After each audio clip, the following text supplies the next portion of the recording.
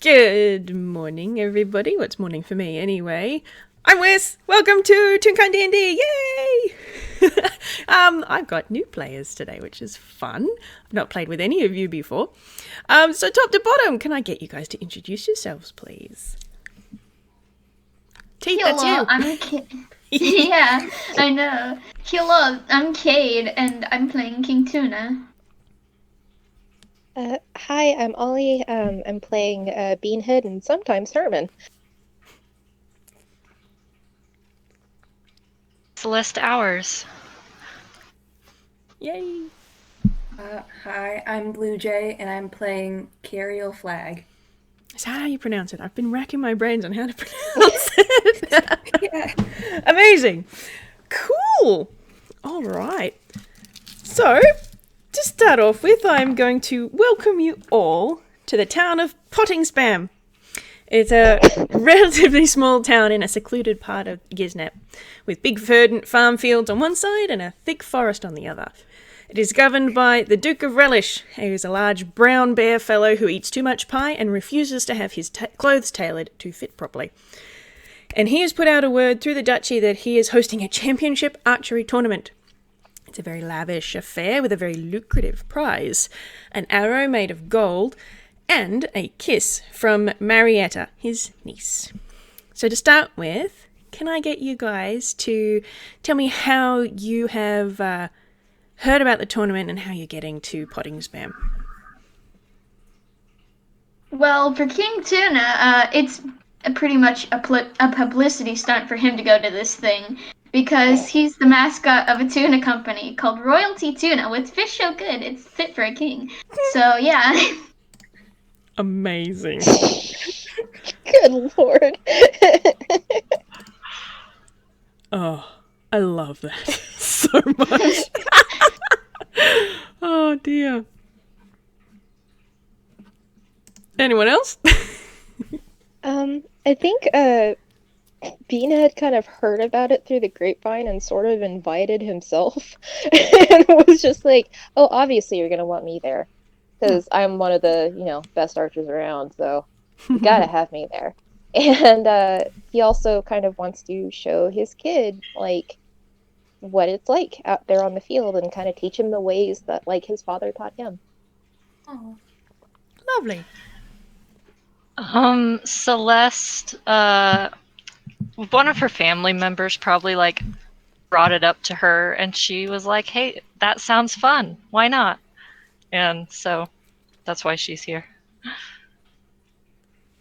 Yeah, Qherial probably heard about it through an ad in the newspaper or something, and she's just here to have a good time. She likes shooting stuff for competition. Target archery, it's the way to go. Oh, cool. So when you arrive at Pottingspam, one of the local fields has been dressed up very nicely for the event. There's a long archery range with targets at the far end made of straw and cloth, each done in a different colour. There's a spectators area marked with strings of bunting hanging at about waist height between wooden stakes. And opposite that, there's a shady pavilion which has been set up with a large, emphasis on large, chair in the middle and two chairs off to one side. And as far as you can tell, the whole town seems to be here, which is not saying much. It's very small. It's like 200 people, but there's people from outside of town as well, like yourselves, for example. And I'm going to start things off with getting everybody to please roll me a perception check. Oh boy. Let's go. Oh man, I haven't played in so long. Ooh. Nice. I need to find where his perception is. Okay, that's a -1 for him. Oh, good lord. King Tuna got 2. Okay. He's not very interested. All right. So King Tuna and Celeste are sort of like, yep, this is a field. There's bunting. Cool. It's like a party. For Qherial and and Beanhead, although I assume Herman probably doesn't notice anything, you can see off to one side there is a very tall elephant with a flag on its trunk, standing at attention beside the pavilion. And as you look over at him, you can see him bring up his trunk, and he goes, "Doot-doot-doot-doot," and a large brown bear, wearing a pink doublet that is hardly closed at the front, with matching trousers, which seem slightly under less strain than the doublet, but only because they sit under the belly, approaching the pavilion. He turns and sits down in his chair, which you can almost feel even, groan under his weight. And, following after him, there is a pair of ladies. And with those relatively good rolls, that's a dirty 20 and a 19, you can see one of them, the one in front, is a fox.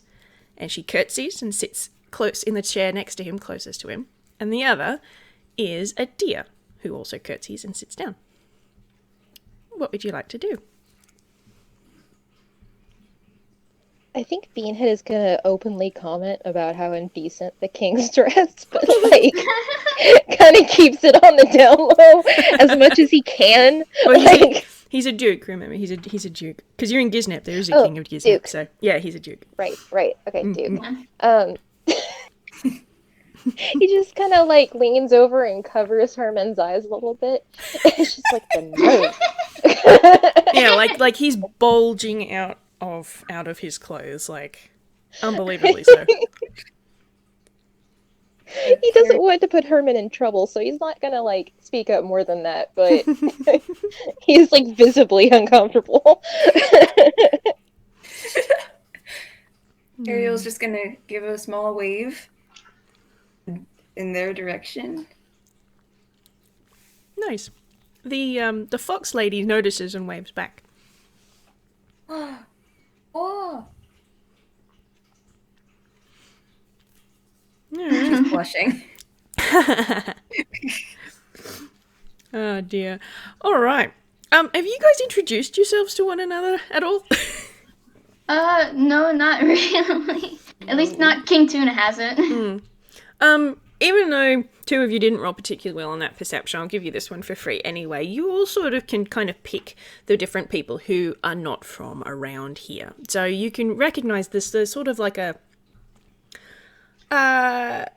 peasant charm about most of the other archers that are starting to trickle towards the archery field as the locals.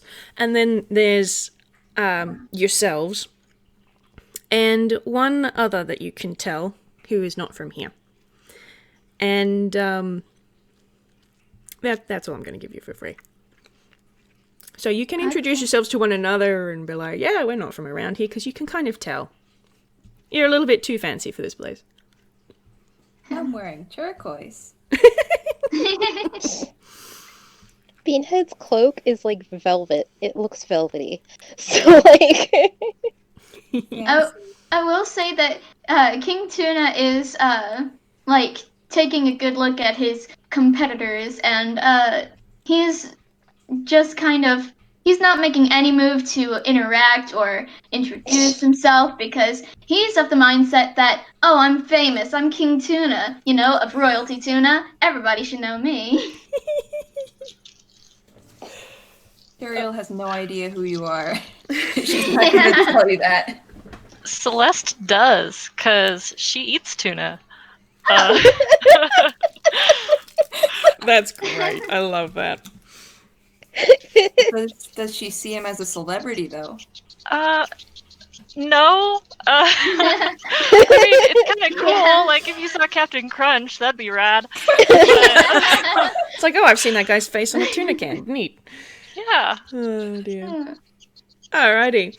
So, as you are sort of mingling around and trying to awkwardly avoid social interaction, there is another from the elephant, and there is a crocodile of a very, very different build to Celeste, I will point out, who is wearing a green tabard with two golden crossed trumpets on the front. And in a very booming voice, and I will do you all a favour and not use my actual herald voice in the microphone, but oh yay, my lords and my ladies, the tournament of the Golden Arrow will now begin. All archers should report to the lists. And they make a motion with their arm, and everybody, who's local anyway, starts moving towards a table off to one side with a vulture sitting behind it. And they line up, speak to the vulture, and then move off to stand behind a white line in the grass, which is marked with a stout white rope. What do you do? Celeste heads over after them. I'm also going to do that. Yeah, so is King Tuna. Yeah. Stands in line. Fantastic. Although I will admit, King Tuna is probably just a little bit lost, but he won't show it because he's never been to anything like this before. He's never even held a bow in his life, so. Oh no. This is going to go Beanhead's so well. Beanhead's kind of the epitome of move I'm gay and moves like through the line. Like goes past people. Maybe isn't the most courteous about it, though he's not trying to be a jerk. And is like just kind of holding Herman's hand and is like, come now, we gotta get in line and then we'll get this sorted and then we'll get you some G-snacks, okay? And the little kid looks up back at him and goes like, okay. And then he's just content. So Nice. Alright, you move through the line eventually. And I'm going to just briefly roll a d4. Alright, cool. Qherial, you get to the top of the line first. And the vulture sort of looks up at you and goes, name. Qherial Flag. And he writes that down on his piece of parchment. Long, short, or cross.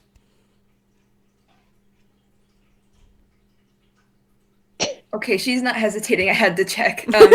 Short. And he writes that down. Thank you. And he motions with his wing over to the line. Cool, she's gonna go over there. Alright. Beanhead, you're next. Name. nice. My name is Beanhead and this is my child Herman. Is the child entering the tournament? No, he is my animal companion. The child will need to stay away from the archery field when the archery is underway. That sounds reasonable. If you would like, the local children are sitting over there. And he motions in the other direction, and you can see near the bunting there is like 6 or so kids who look to be a range of ages, but most of them are around Herman's age, sitting on the grass over there.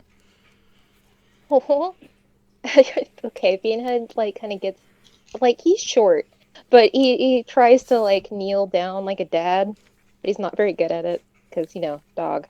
And he's like, okay, I'll be over there to grab you shortly. I hope you have a good time. Stay safe.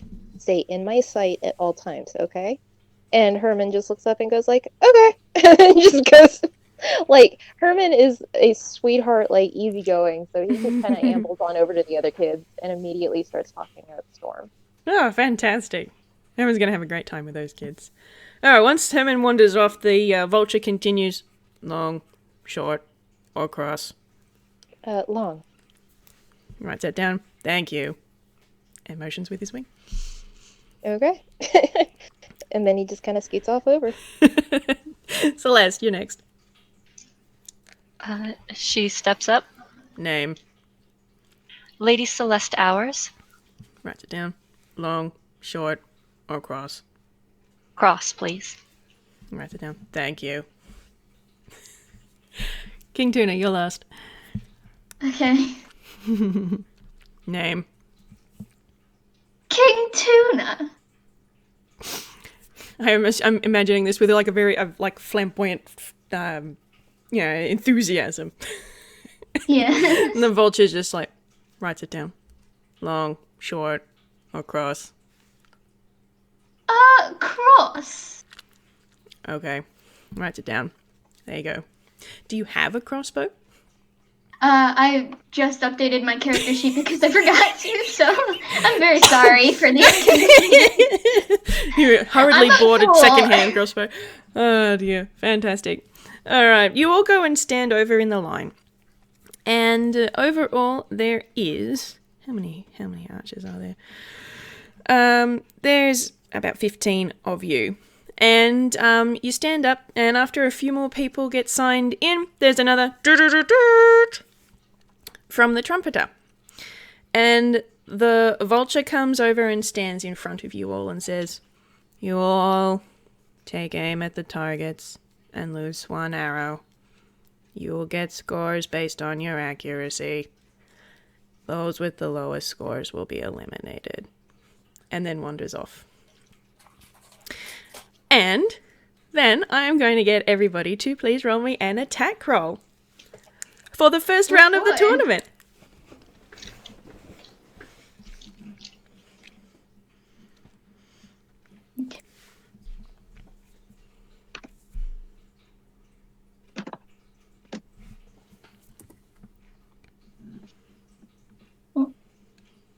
Oh no! King Tuna got a nat 1!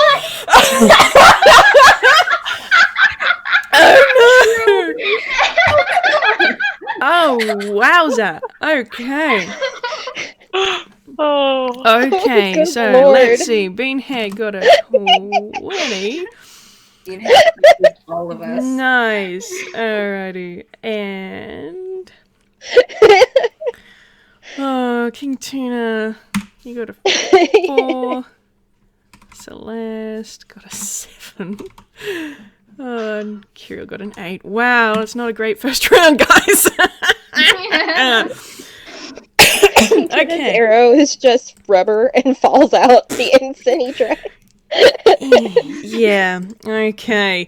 I'm just colouring you in my little spreadsheet here. No, not that. Not text. Cell. Give me my cell colours. Okay. Okay. So King Tuna's arrow, he loses your arrow, and it just sort of flops to the ground in front of you. Wow. Everybody else, you managed to at least hit the target. Beanhead, you don't get a perfect bullseye, but it's like on the ring around the bullseye.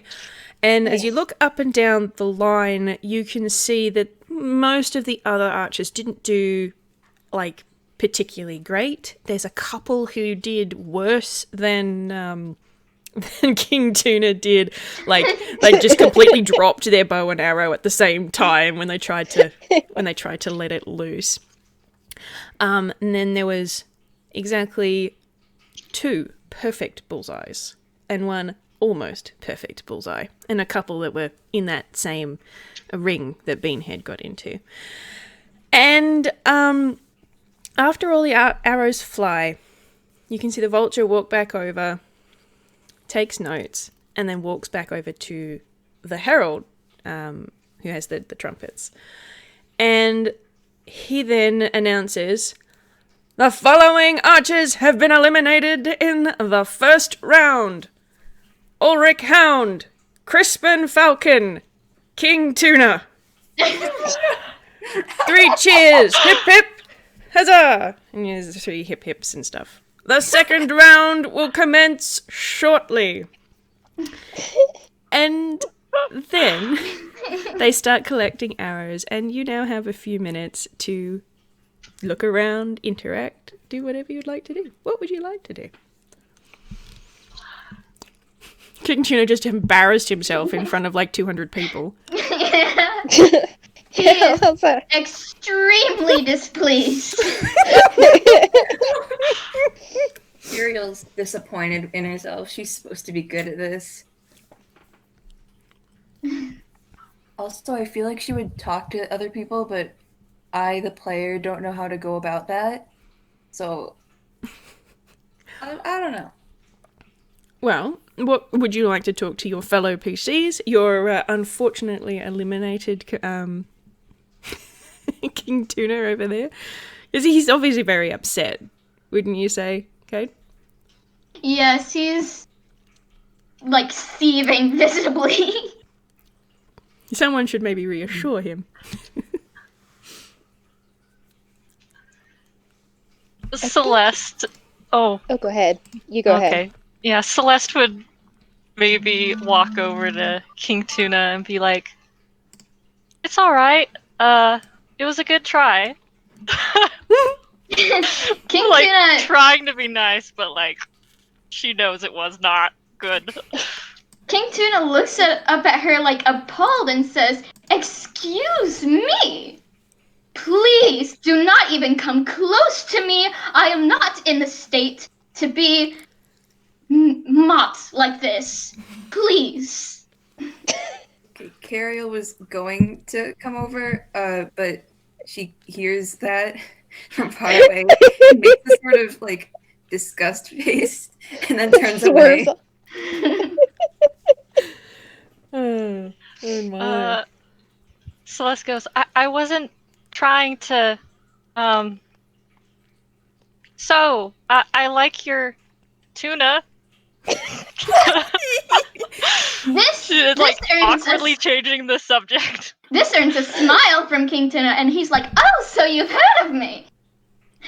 Yeah. Why are you here? Publicity, darling. Publicity.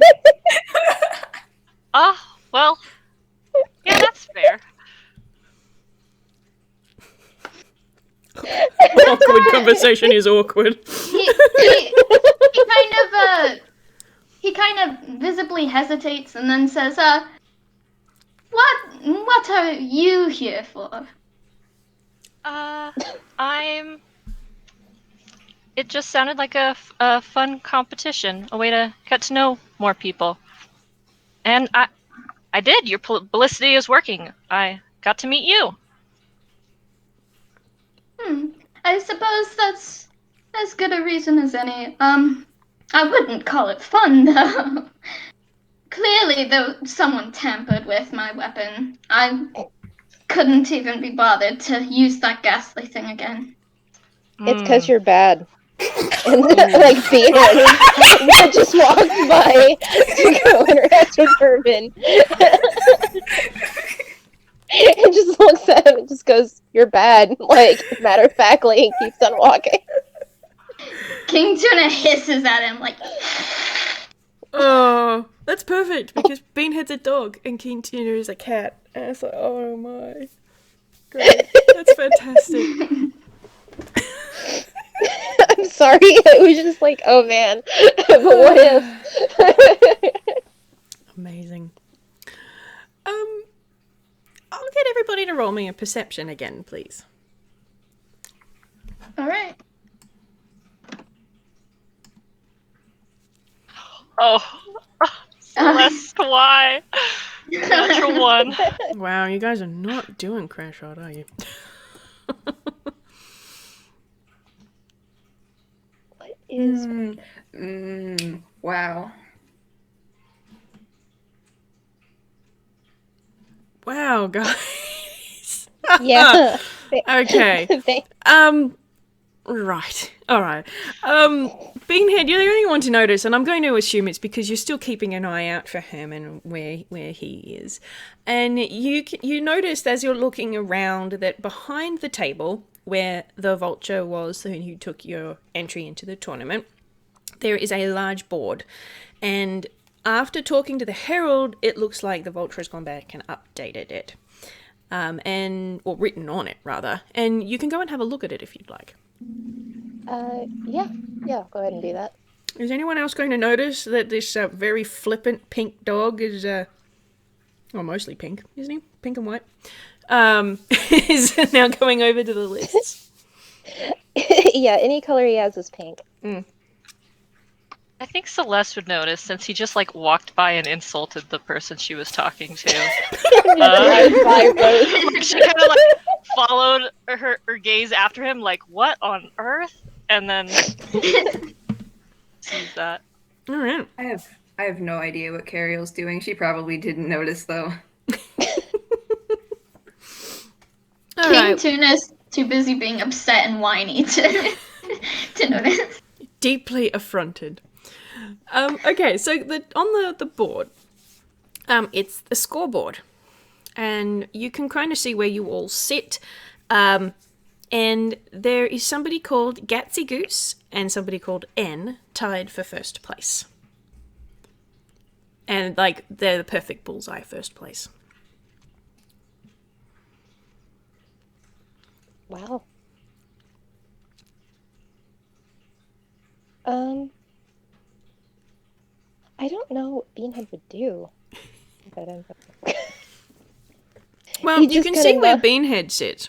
Beanhead is in, let me see, first, second, third, is in fourth place. Hey, that's not that bad, but he's kind of salty he's not higher.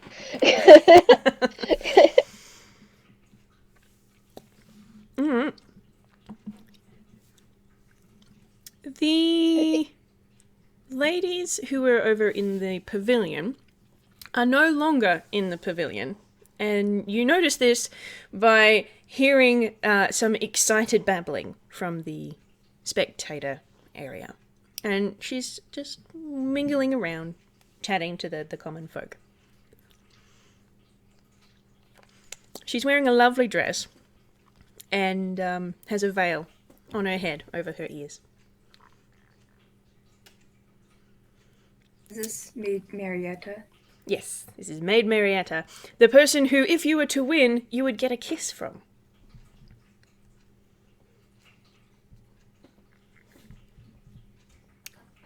All of these people seem to know her. Is anyone going to go and introduce themselves to her? King Tuna's already missed his chance at a smooch from the Lady Fox, but if anyone else wants to go and make themselves known to the lady, now seems to be a good time. Sure, why not? Let's just go for it. So Qherial's gonna walk over there and kind of wait for her to stop talking to whoever she's talking to, and then to say, "Hi, I'm Qherial. I'm one of the people competing, but you probably knew that. Hi." She turns and smiles at you. Oh, Qherial, was it? It's lovely to meet you. My name is Marietta. How are you today? Are you shooting well? It could be better. It could be better. I'm sure it could be worse as well. It's only the first round. Don't lose heart. You're still in the competition after all. True. I must say it's lovely to have visitors to our little place. It's so remote. We don't often get visitors here. And we've got so many today. It's lovely. Have you come strictly for the tournament? Yeah. Yeah, I'm just here for the tournament. Oh, well, I wish you the best of luck. And she gives you a little smile. And she doesn't blow you a kiss or anything, but she sort of puts her hand to her lips as if she was going to. Oh my. Thank you. Oh.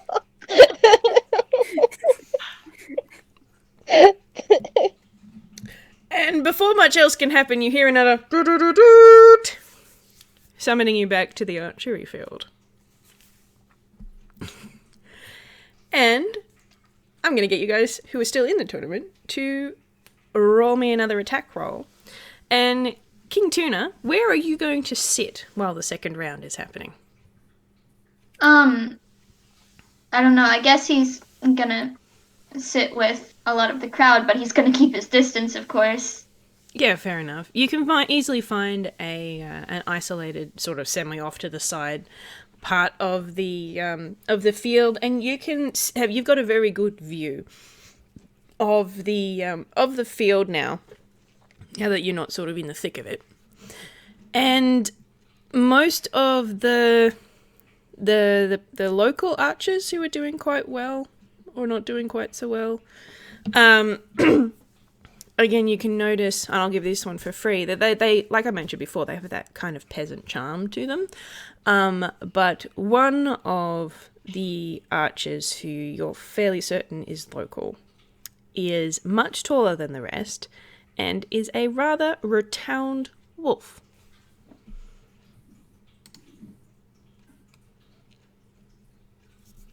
And you may do with that information what you will.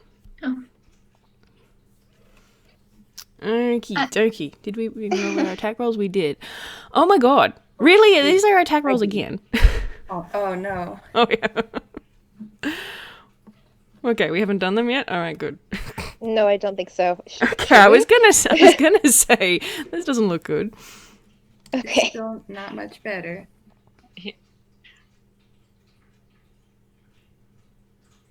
Oh, wow. Oh, less good the second time. I think Beanhead's gonna audibly just go, oof, like, to himself when that happens. Oh no. Okay, and so that was that 8 Celeste's attack roll, Sparrow? Yeah. Yeah? Oh man. Oh, wow. Oh Wow, man. She's nothing but consistent. And Kyo got an 11. Alright, well 11 is still better than last time. Okie dokie. Oh no, really? Okay, I am going to... Wow. The best archers in the land, everybody. Okay. Okay. I am going to just adjust this slightly. Okay. I'm shaking my head. Unbelievable. Okay. This parcel. Why? Actually, you know what?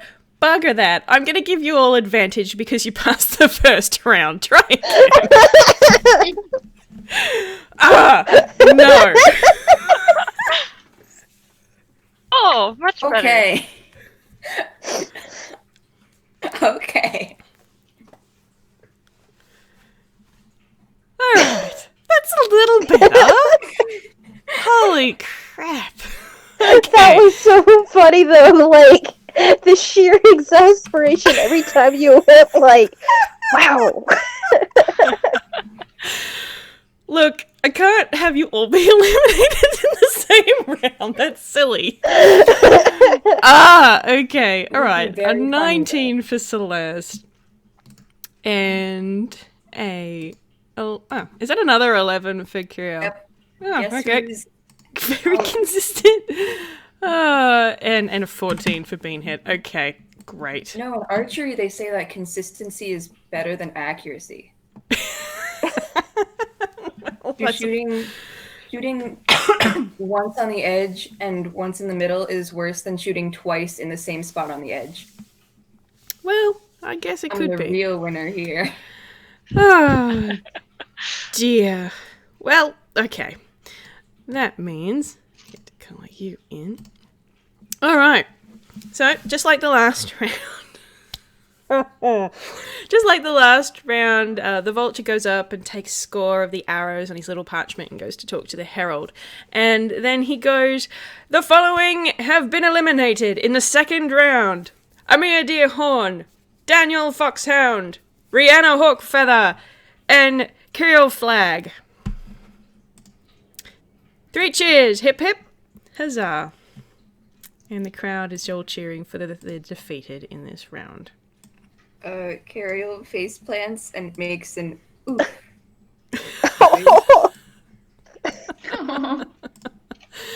Oh, that sounds like it hurt.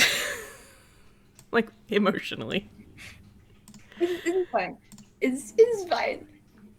It's Is anyone gonna go It's and okay. talk to Qherial? Yeah, I think Beanhead, actually, he's gonna be like, see this person just flop forward and be like, are you alright? Like, do you need assistance in getting up, or? It's fine. She is going to stand up, and dust herself off. It's fine. I was just expecting to not do that bad. Well, if it's any consolation, I did pretty well last time and shot like a toddler this time. So, chin up. And that's kind of just like all the comfort he has to offer. Qherial doesn't know how that's supposed to help, but she'll take it. I'm sorry. Oh, Beanhead is acting like he just, dear. like made the best speech ever and just kind of turns and walks away. Oh dear. As the field is sort of clearing after the second round, the vulture comes up to you, Qherial, and says, "There is some consolation prizes for those who have been eliminated up to this point, if you would like." And motions over next to his table, where there is a small amount of food that has been put out. "Please help yourself." And then he wanders over to tell King Tuna the same thing. Oh, okay.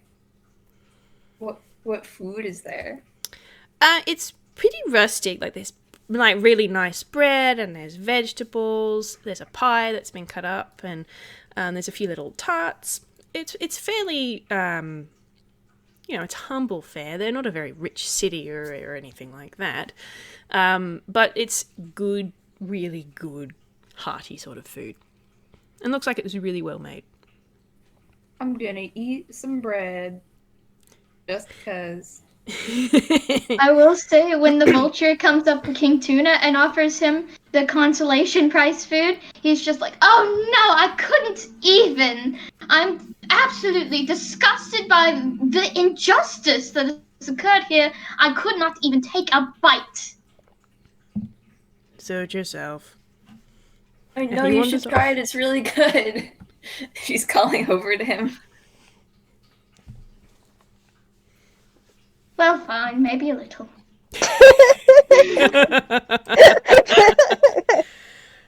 Oh my. Alrighty.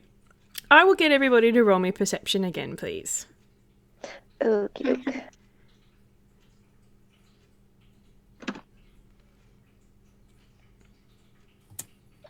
King Tuna's just not getting any good rolls. Dice Parser hates him. You got a negative That's a nat one. Oh, Qherial got a nat one though. Dice Purser? There Thank we you. go. Okay. Well, that tracks. King Tuna and Qherial are eating bread. They're having a good time. They're bonding over carbohydrates, as you do.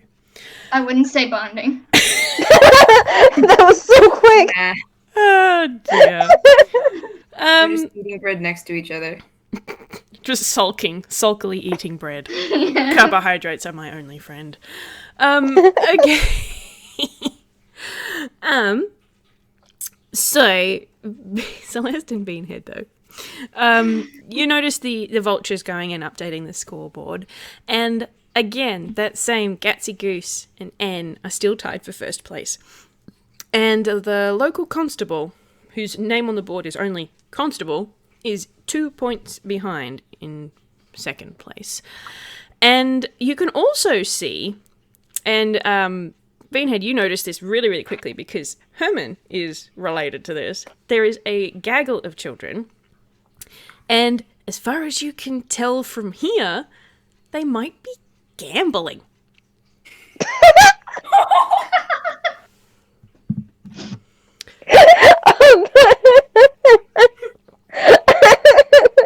I think, he's not exactly surprised, but he's still, eyebrows are raised, 10 feet in the air. And debates on going over there to break it up, but, figures it's a healthy way to teach them maths. That's fine. Unless they get out of hand, then he'll go over there. But he knows Herman will tell him everything later, so... Is anyone else like Celeste? You've noticed quite handily. There are children gambling. Like there are cards. You can see them using cards, but you can also see them putting stuff in the middle as if they were betting on something. Yeah, she's gonna walk over and be like, who's winning? And they all sort of look up, and the kids who are playing with cards are like, I'm winning, but he's cheating. I am not. You just got crap cards. We're playing craps. Don't swear. That's just terrible. The archery too boring? Well, in between rounds a little, and we don't have anything to bet anyway. And you look over, and the other group of kids are all putting things like cookies and stuff and little bits of paper into the middle of their circle. And one of them is in the process of saying, I'm betting 3 cookies and a muffin that Robin is N. And another one's like, no, I think it's Gatsy Goose. Celeste is going to turn to the kids playing cards and say, can you point out Gatsy Goose and Robin to me? They're the ones in the lead, right?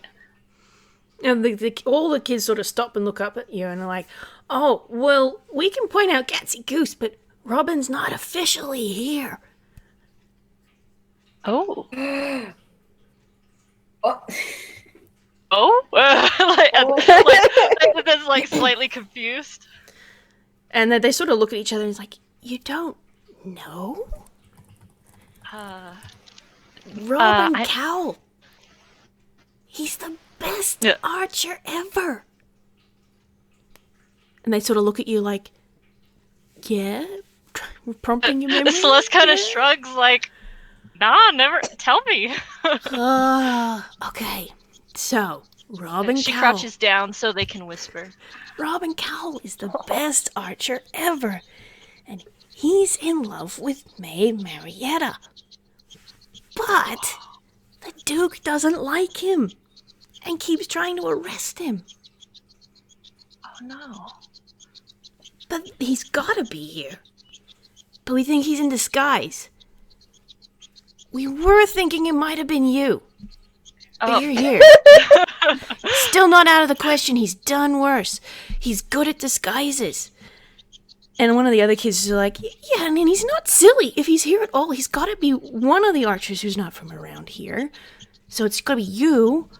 It can't be the cat guy with the crown, because if he doesn't win, he doesn't get to kiss Marietta. And he already lost. Mm-hmm. So I think it's N. And he points at one of the other people over on the field. And he's pointing to a very stern-looking, weasel-looking character. He's pitch black with the most dull expression you have ever seen on a toon, ever.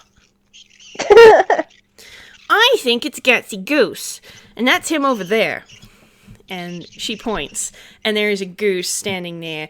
He's got a really big floppy hat, and he's wearing these really baggy socks on his legs, and he's just sort of sitting there over near the archery line, sort of just bebopping, like idly dancing sort of thing.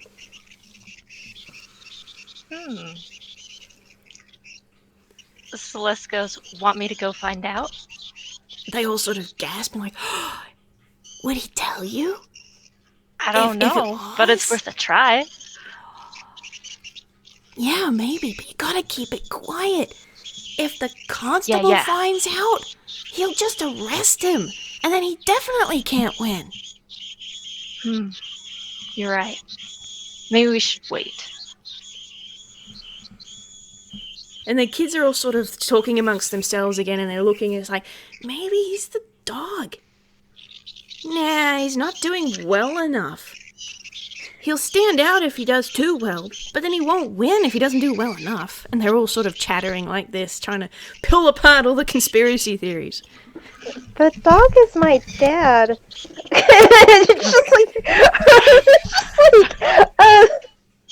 Maybe. They all sort of look at it like, what? That's your dad? Oh yeah. Can't you tell? They do not look alike at all. The only similarity is the pink color. Oh dear. And they sort of look Herman up and down. It's like, no? I can You tell. don't think I look like my dad? Oh dear. But he can't be Robin unless he didn't tell me. But he tells me everything. Is Herman in the gambling group or the cards group? I was thinking the cards group.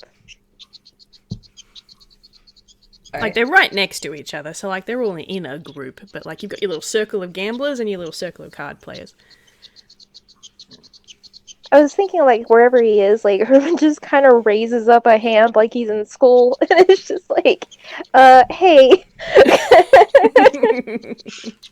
by the way, what is that noise, by the way? Yeah, Sparrow, you've got some Yeah. sort of squeaky, chirpy noise Yeah. coming out of your mic? Hold on. I'm going. Oh, well, now it stopped. Oh.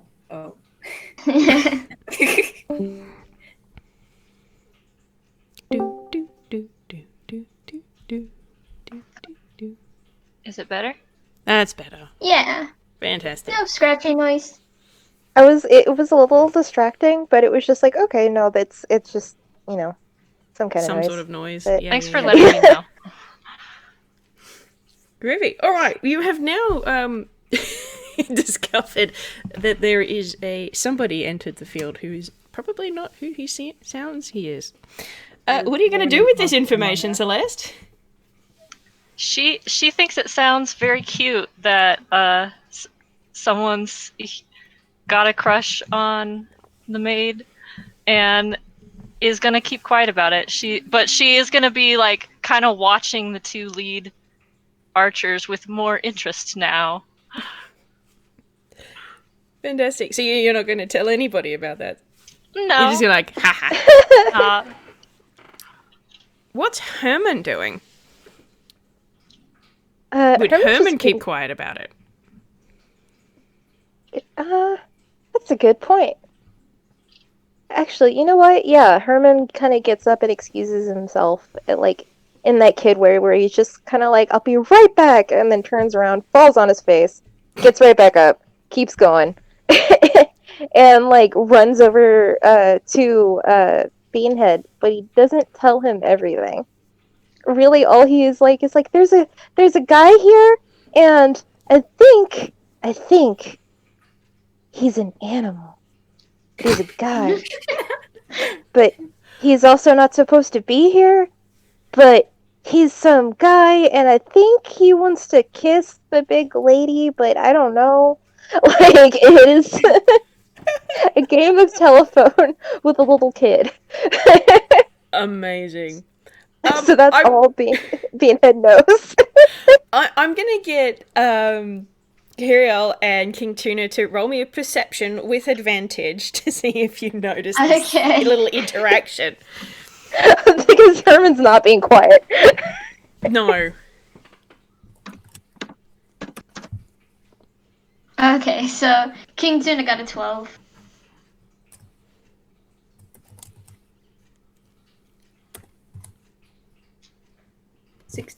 That'll do it. You both overhear this little exchange between Herman and Beanhead. And the key points that you managed to get out of this tiny child's loud ramblings is there is someone here who shouldn't be. King Tuna is very interested. Is he going to do anything with that interest or just sit there? He's definitely keeping an eye out, but he has no idea who's not supposed to be here yet, so he's just keeping an eye out.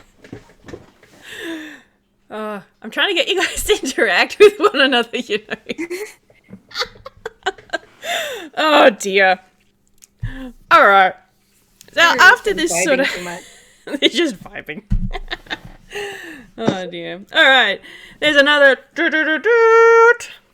And the third round is now commencing. So I'll get Celeste and Beanhead to roll me your attack rolls for the third round. Okie doke. Would Beanhead see Celeste come back from over by the kids? Oh yeah, absolutely. Okay. Like, So again, she stands out. Like, there's other crocodiles and alligator type toons here, but she stands out. She's dressed very nicely. She does not have the peasant charm as everyone else. I think he's gonna kind of like not take her aside or anything, but kind of be like, can we speak after this is done? Because like he saw her come back from the kids, so she probably Sure. heard something along the same lines. Yeah, Celeste nods, and then, like, remembering Herman is like, okay. Yeah. Oh my. Good. And then he just kind of goes off and like sends Herman back with like a pat on the head, although he's like worried, obviously worried now. Cool. King Tuna is going to, seeing this exchange, is going to keep a very close eye on these two specifically now. Awesome. So the camera pans back and there's just King Tuna staring at them. Yeah. We refuse to talk to each other, With but that we'll one, squint with that one suspiciously. grin, the grin. Yeah, that sort It's of like, grin. I know something's up. You can't keep secrets from the king. Alrighty. Roll me those attack rolls for round 3. Okay. I should know my attack bonus at this point, but I don't, so there we go. 12 from Celeste. Nice! 21. Lovely. Okay. Alright, the arrows fly, and there is significantly less of them now, and it's a lot easier to sort of see where people's arrows are landing. And Celeste, you're a little bit distracted by this whole conspiracy, somebody's in disguise, Yeah, not thing. watching my target. and you hit the target, but it's really not your best shot. Like, it's not as bad as your first shot, but not by a long shot, but it's not great. And you just sort of look at it and you're like, I think I'm done. The vulture comes and he marks off the scores and goes back to the herald, and the herald announces, the following have been eliminated in the 3rd round: Nicodemus Hare, Lady Celeste Hours. 3 cheers, hip hip, and the crowd responds with a huzzah. And and you sort of look at it and go, And you can almost feel all of the children who you were just speaking to going, aha, it's not her. She kind of, like, bows in the direction of the children. Oh. The 4th round will commence shortly, says the herald. From the audience, Qherial's gonna wave Celeste over, like, yeah, come sit by me. Okay. As soon as she sits down, King Tuna's scooting over. So like, so. Slick. You did very, very well, darling. But I have to say, the most interesting part of this event I've found is that I've heard a bit of gossip. Did you? Celeste is just kind of smiling knowingly. I like to imagine they're on opposite sides of Qherial and they're just talking over her. Yeah. Is Beanhead going over? Because I think Beanhead wanted to talk to Celeste as well. Yeah, he's kind of awkward about it because he's actually not that good around like a lot of people at once.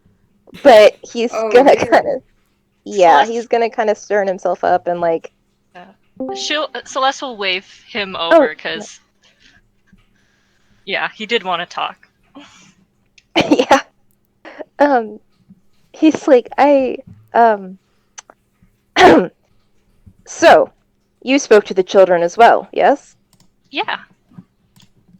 So you've overheard what they had to say. Well, I just asked, but I guess that could count as overhearing. There's a "that's an option" look across Beanhead's face. And then he's just gone, and he's like, I don't know how to feel about this whole situation. What about you?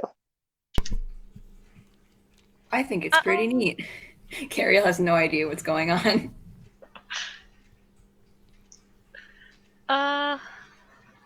I think it's sweet that. Wait, hold on. What do you know? Well, King Tuna's watching the two intently. while I love my son very much, he is not the best storyteller. So most of what I got was that there is someone here. They are after a, and I quote here, big lady. And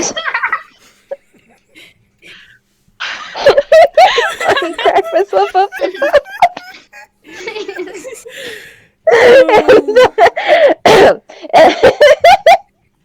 And that they're in disguise, but that's about all I could get because he was very excited. Celeste smiles. Like, Herman's very sweet. Someone here is competing for the kiss, as we all were, but they're in disguise. So we know about the Give me a same. name, darling.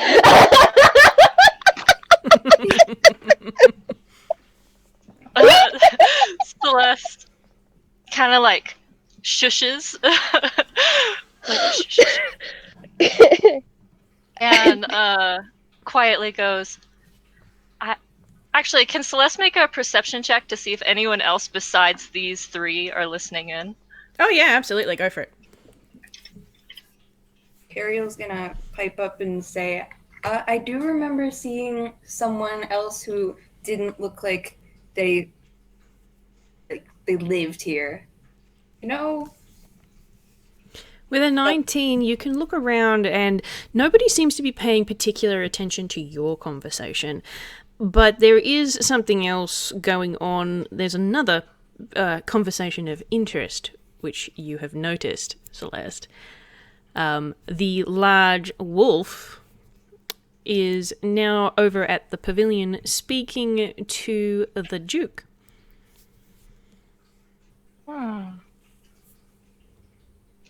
And this is of interest because you remember that the children said that the Duke doesn't like Robin and is trying to have him arrested.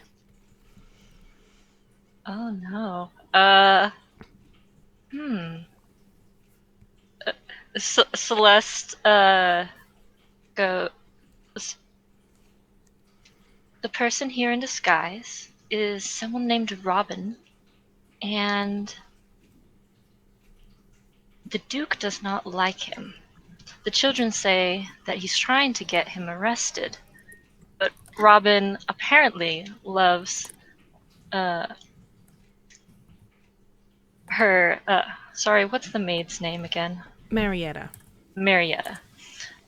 Loves Maid Marietta so much he had to come to the competition anyway. Oh, really? I'm worried though, and she kind of like points towards the pavilion, that he may have been found out. Yikes. King Tuna looks over at the wolf and the Duke talking, and then looks back at Celeste and says, "Well, what if we, or I mean, you guys don't have to come along. I do work fabulously well on my own. But what if we found Obviously. this Robin? Excuse me." Oh no.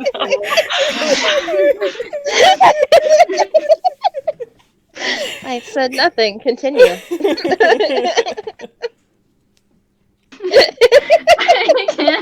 I can't say anymore. I'm laughing.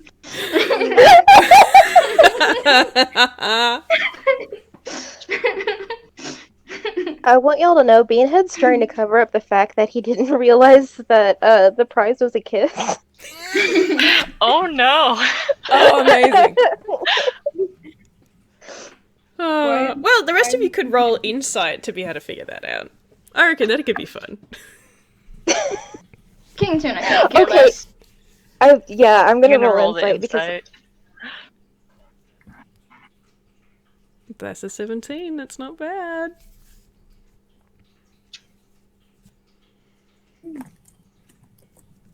Oh man.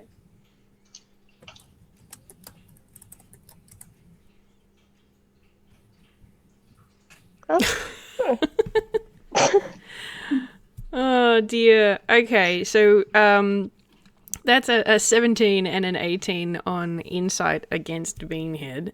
Did you roll insight as that's well, or is right. that deception? No, I had a brain fart. Sorry.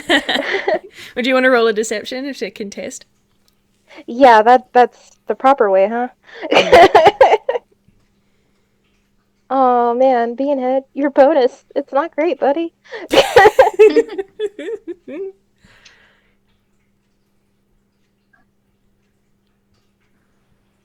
It shakes out though. Beanhead's like visibly flustered because of all the people around. That's fair enough. That happens. Okay, we so go. that's a 17. So, looks like you've managed to just meet Celeste's roll, but Qherial's got one over you. So, how much does Qherial notice?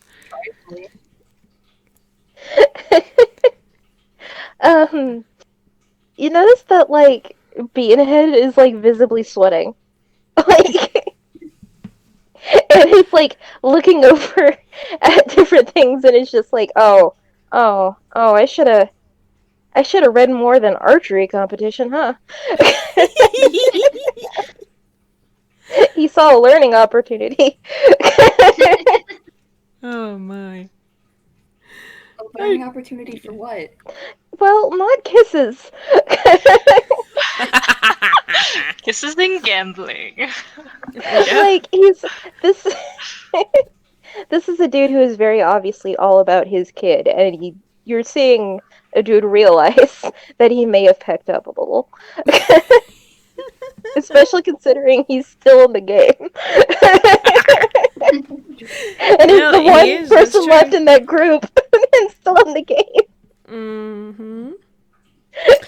You can flub it purposely. Are these for no reason I'm asking, are these I've just come to the realization that I may have misread several things. Are we legally required to kiss? Well, technically, she's the one kissing you. But is there a contract you have to sign? Does it get brought up in court? Celeste kind of pats his arm and is like, I'm sure if you turned down the reward, they wouldn't hold it against you. Consent is very important and sacred. Heard it here first, folks. Oh my.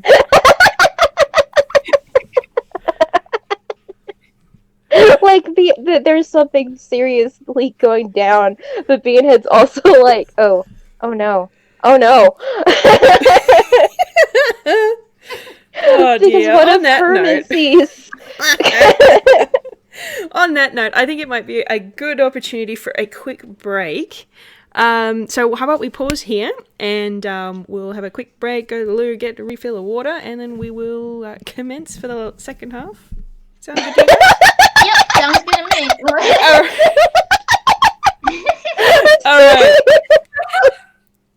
All right. I am going to go and use the facility, so I will see you guys back in a short order. Okay. I'm sorry, I didn't mean to scream into the mic.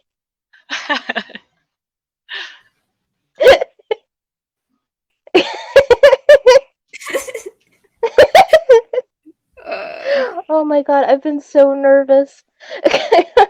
Me too. Qherial's been doing Me nothing too. this entire game. I keep panicking I missed something and I don't know if I did, and it's Yeah, I don't know how to talk to people.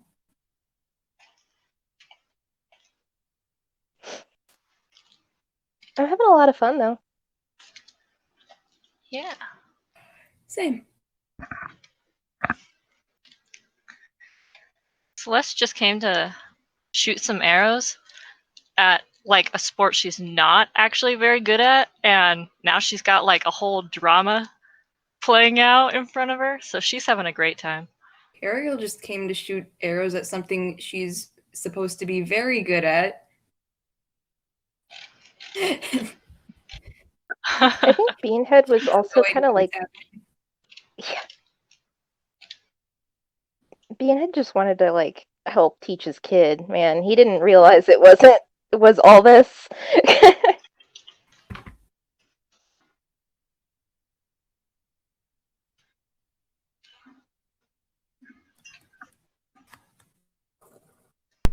Okay, I'm back. Now's a good chance to look at the gallery. What's going on here? That March picture keeps sending me into hysterics.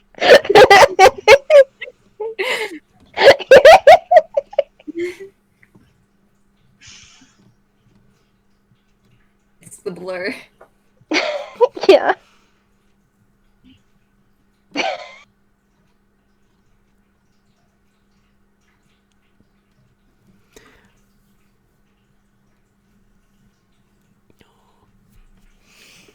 Oh, I think this is going quite well. Oh dear. Like, why does that person want to win if they like Marietta? Why is... Oh no. Oh no. Hello, I'm back. Celeste's like, he's competing for the kiss, like all of us were, and Yeah. the immediate panic. Yeah, exactly. I wasn't. Oh no.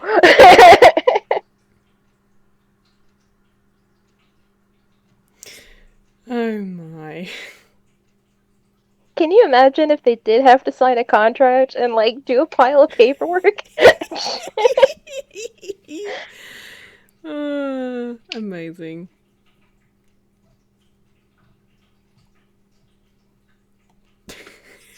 Exactly.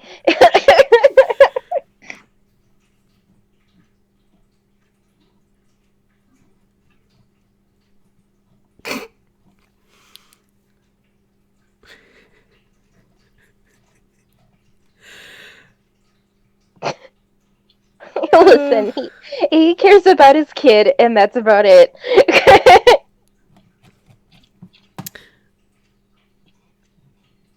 Oh, amazing. I don't know about you guys, but I'm having fun. Yeah, this has been a lot of fun. Oh dear. Alright, well, if you guys are all ready to continue, I am. I'm good to go. All right. Cool. Alright, so we have now had the revelation that a kiss is on the line. And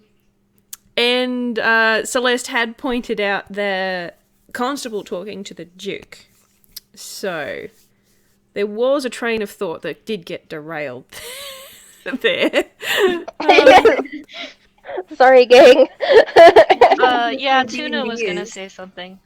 King Tuna finishes and says, "What if we found this Robin before the constable did?" What would we do about it? What good would that do? Well, I mean, I suppose it's up to the group, but I would fancy a reward for finding this Robin. You turn him in. Oh. What, you wouldn't? No. I Oh, don't no, think we no, can of work course together then. now. Of course not. Of course I wouldn't.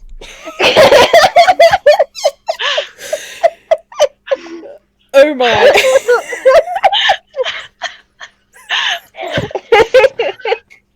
I have to set a good example for Herman. I can't do that. Well, then, of course, we don't have to turn him in. There doesn't have to be a reward involved. But I kind of would like some money. I mean, obviously, I'm not coming out of this with money. And you're not Don't bitter you about own it like at a all. tuna empire? No, of course not. What would give you that idea?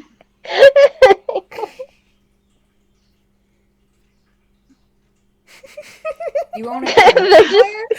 Is everybody just like holding a bow at each other right now? I thought you just liked wearing fancy stuff. Are you actually royalty? Unfortunately, not. Oh, okay. Not literally. He sells tuna. Oh, I'm surprised you haven't heard of me. I'm King Tuna, from Royalty Tuna. Fish so good it's fit for a king. You I did haven't. not. No. I don't eat tuna. Unfortunate. I've been fine without it. Tuna literally pulled the "don't you know who I am?" and everybody's like, no. I wish I didn't. His poor ego. Oh my goodness.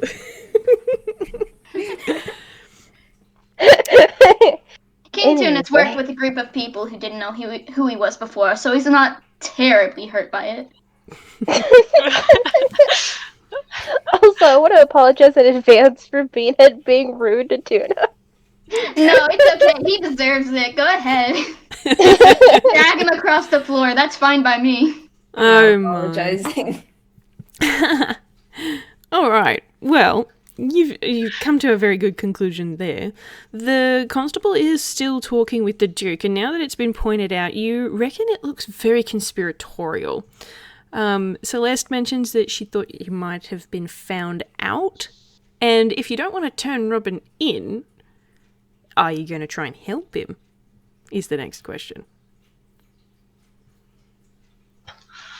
Yeah, because if he's the archery master, Yeah. She doesn't know which he is, and she doesn't know how to help even if she did know.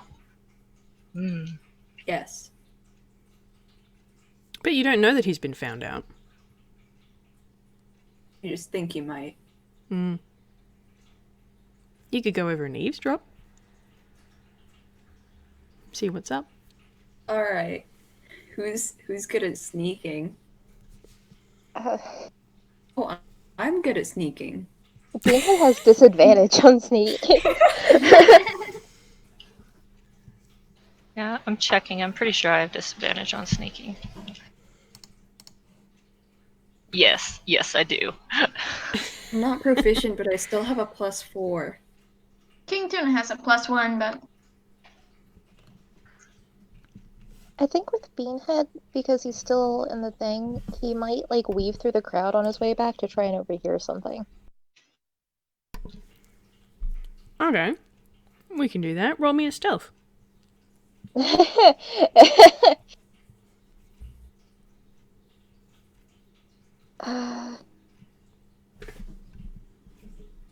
Okay, so I have a +5 for stealth, but I have disadvantage. How have you got disadvantage? Oh, there, because you scale mail. Right, of course. Yep. Right. Okay, there's one. Oh, that's a shame you've got disadvantage. Yeah, isn't it? Isn't it though?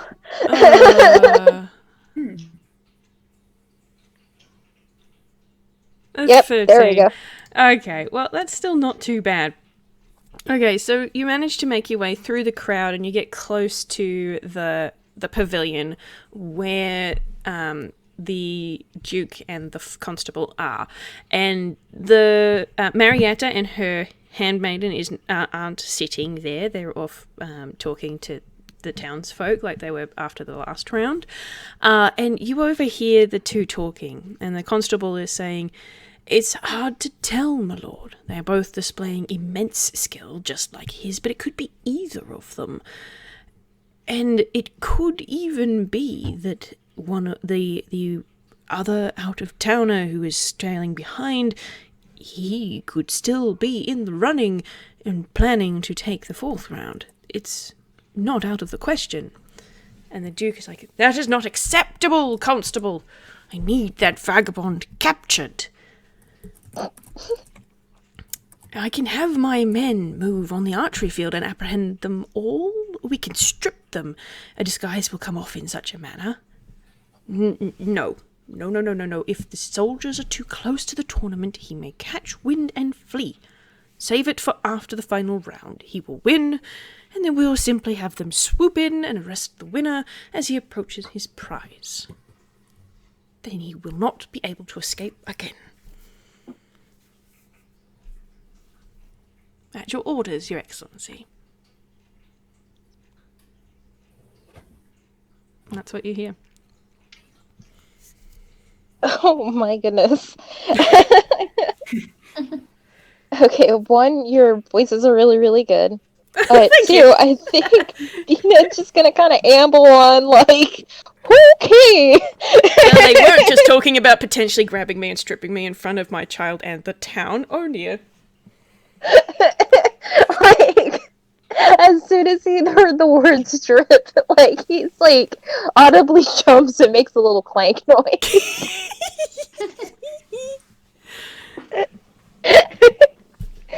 And just goes back and is like, there is a problem. And kind of explains what he heard. Oh. Oh dear.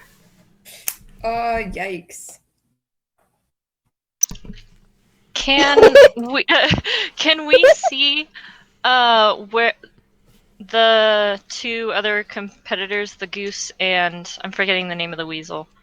N was his name. Is the name given on the board? N. Can we see where they're loitering?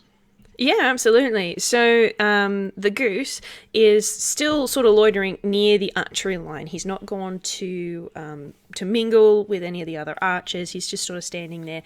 But he looks like he's in a really good mood. So, like, he's, had several perfect bullseyes. He's sort of playing with his bow, doing a little cheerful little bebop and continuously scanning the crowd and looking for Marietta. And you can tell that, like, really easy, because, like, he's following her around as she wanders around the crowd. The other fella, he's also still on the archery line, but he is not. He's just standing there. And, like, again, dull as a sack of hammers, this guy.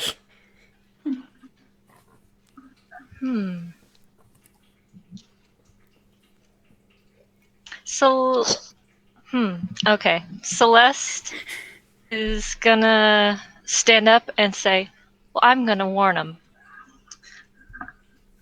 Both of them? Yeah.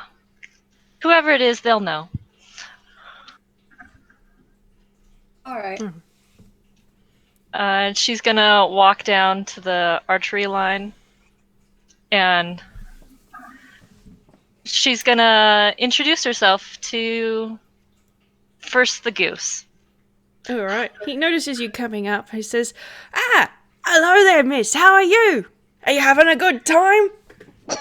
Sorry about your miss in the last round. That was unfortunate. It was a good shot otherwise. Thank you. Archery's not my strong suit, so I'm glad I got as far as I did. Nah, But that's you're the amazing. right attitude. I'm all right. And you excited for the prize? Oh, yeah. I can't wait to present myself to that lovely lady. She's a doll, isn't she? She's so pretty. Certainly. It's too bad about the Duke, though. Oh, old Bushel Britches? Nah, he's fine. I'm sure he's just all hair under all of that fuzz. Well, I don't know. The children, they're betting that someone named Robin is trying to woo Maid Marietta, but the Duke is laying a trap. So that seems a little worse than just bushel britches to me. Robin? You mean Robin Cow? Ah, no worries. He's not here. I'm glad. Otherwise the Duke might strip him. Sorry,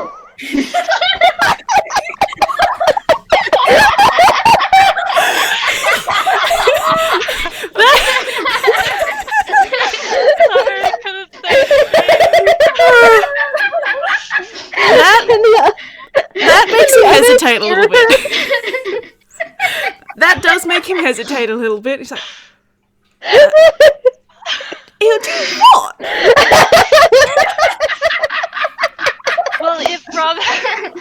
Well, if Robin is here, he's obviously in disguise.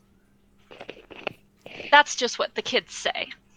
And then she's gonna just kind of start to walk away. He's visibly a little concerned. Oh my god, that is great! Celeste, I love you.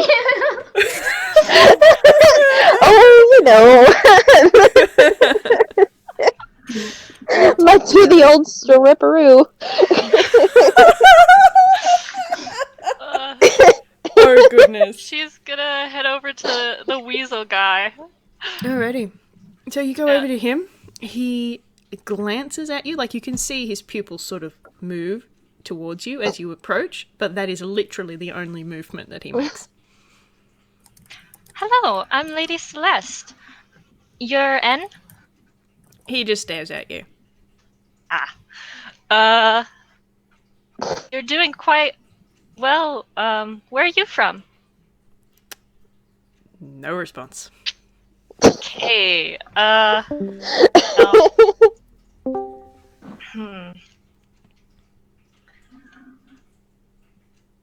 Best of luck.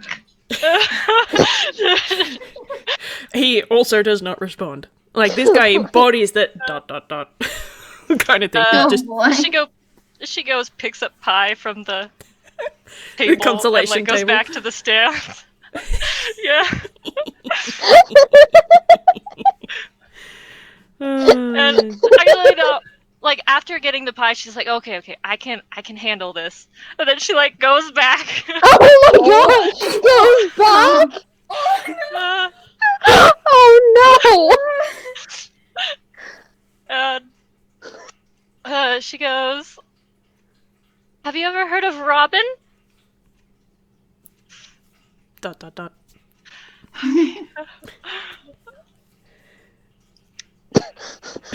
She's quiet for a bit, trying to figure this out, and she goes, well, I heard that Oh, the Duke would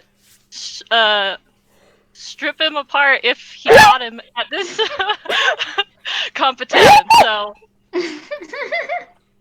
best hope he doesn't show up, huh? He's still just staring at you. She, like, takes a bite of her pie, just staring at him, and then very slowly walks away. I'm literally crying. This is fantastic. The fact that she went back with pie. Doing awkward finger guns out of the room.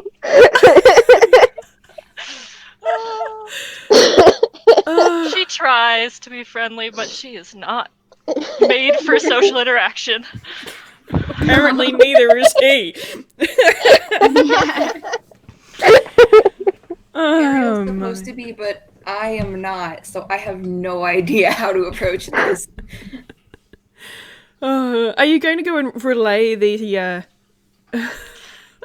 Yeah, she goes back and sits down and is like quiet for a moment, like collecting herself. And she's like, well, oh, well, I warned him. All right. Did you get any hints off of them, or? Well, I hope it's the goose. Maybe he's not even here. I don't know. Maybe we'll get lucky and he's not here at all. Perhaps. I don't think we'll be that lucky, but we'll just have to keep forging onwards, I guess. I suppose. It's at this point that you hear another doot from the trumpeter. And the voice of the herald says, "Oh yay, oh yay!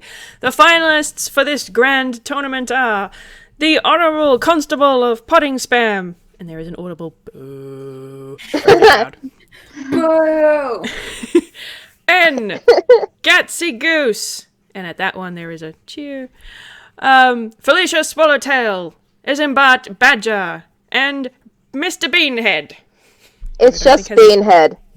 They're trying to be polite. Oh, he knows, but he's saying that out loud anyway.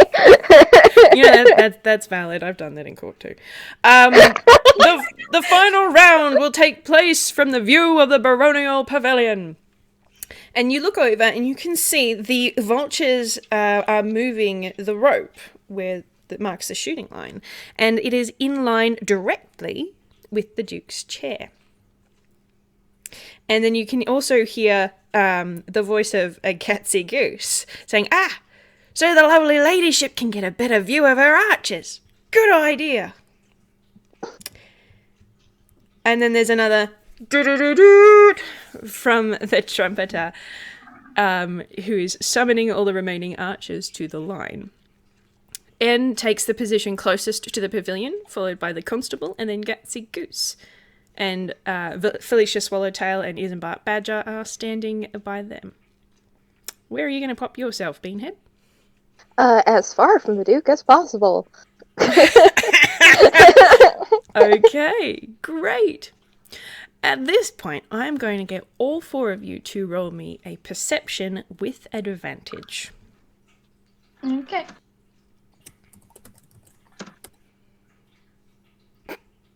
That 20. Okay. King Tuna got a 16. That's so much better than your first roll. Celeste I got, got a 13. natural 20, so 24. Oh, good thing there's Fantastic. advantage.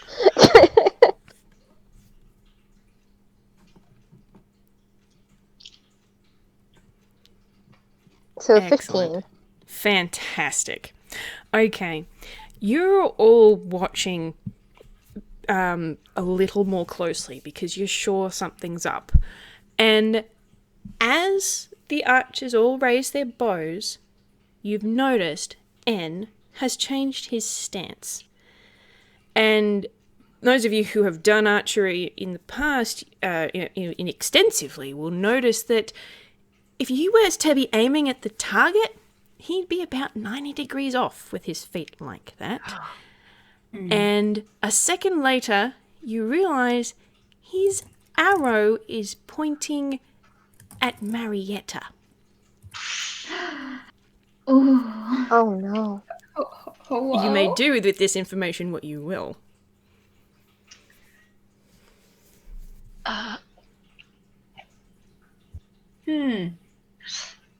Okay. Distance-wise, who's closer to Celeste, Marietta, or the weasel? Well, you're in the Stands. in the stands in the spectator area, so you're behind all the other archers.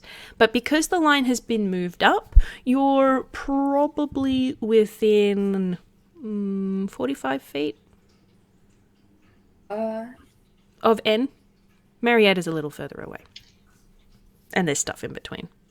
Oh, I'm in range. If I fly.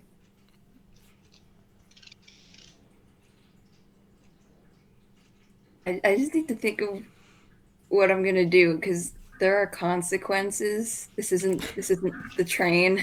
There are consequences. Oh yes. Just go with your gut. Qherial would only have a half second to think about this anyway, because if you hesitate, N's arrow will leave you go. Okay. Town president. Celeste is gonna shoot at N's like bow hand area. She's trying to hit the bow, but she doesn't know if she's good enough to hit there, so she's just gonna fire to like try and screw with his aim. Okay. Well, Qherial was going to launch herself, which might not be very good now that there's arrows going in the same direction. It's fine. Well, the arrow travels faster than you. It's fine. Yeah, true. And she's gonna yell, "What are you doing?" and try to tackle him. Amazing. Okay. What are you using for that? Is that fly? Is that what you're doing? I am flying. Oh. All right. So, what would we roll for that? I suppose an unarmed attack, maybe. Because fly just happens, doesn't it? Yeah. Yep. Okay, well, do an unarmed attack then. I don't know what to roll for that. Should Celeste roll her thing? Yeah, Celeste can roll her attack roll as well. Oh, nice. That's nice. Okay, cool. Is unarmed attack plus strength? Let's go with yes. Why not? That sounds good. Well, okay. All right. Okay, great. All right. You launch yourself forward, and Celeste looses an arrow, and it all happens almost in slow motion because N's bow comes up, pointed at Marietta, and you can see her eyes sort of bug because she's like, "What?" And then he's tackled by Qherial, but not enough to knock him over, but just enough to knock his arms out, and he drops his bow and his arrow, and the arrow goes whee! And the arrow that Celeste shot manages to lodge straight into his shoulder, so I will get you to roll me some damage, please. All right. Oh, well, not that much. Okay. One? Okay, so it's a little bit. And suddenly there is an outroar. Everyone saw that. And Marietta's handmaiden, who I didn't get a chance to tell you her name is Lady Buck. She lets out a yell going, "He was trying to kill you, lassie!" And the Duke is furious. And he had told all of his soldiers to keep away, but even regardless of that, he goes, "Seize that jackal!" Except he's a weasel. "I'll have him hang!" And the crowd goes nuts. People are screaming and running. And when they do, you notice... Actually, I'm going to get everybody to roll a perception to see if you notice. Okay.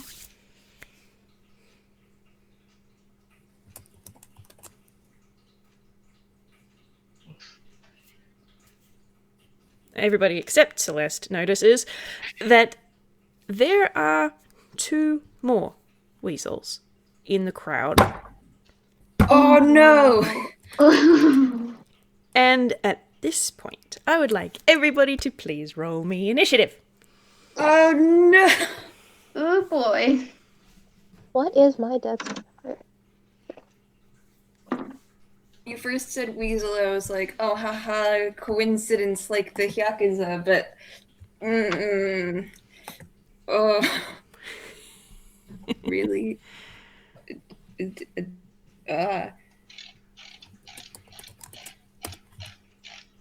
Wow. Alrighty, so My only good rules are for initiative. That's just how it is. I rolled a 4. okay, so what have we got? We've got a 4 for Beanhead, a 19 for Qherial. That's not too bad. 15 for King Tuna, and an 11 for Celeste. And I need to roll 1 as well. D. Okay, good.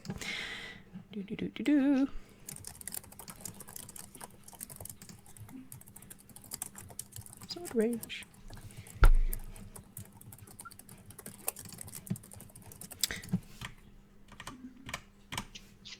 Oops.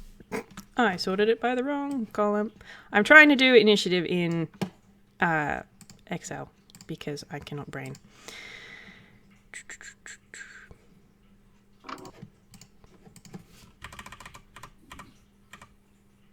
Yeah, there we go. All right, cool. So, Qherial gets to go first. Yay! Yay! So you now have 3 of these very dull-looking weasels. 1 with a bow and 2 with swords. Well, I'm gonna try to go for the one with the bow first. All right, cool. With my bow, hopefully I can roll well now. Now that you're shooting at a living target.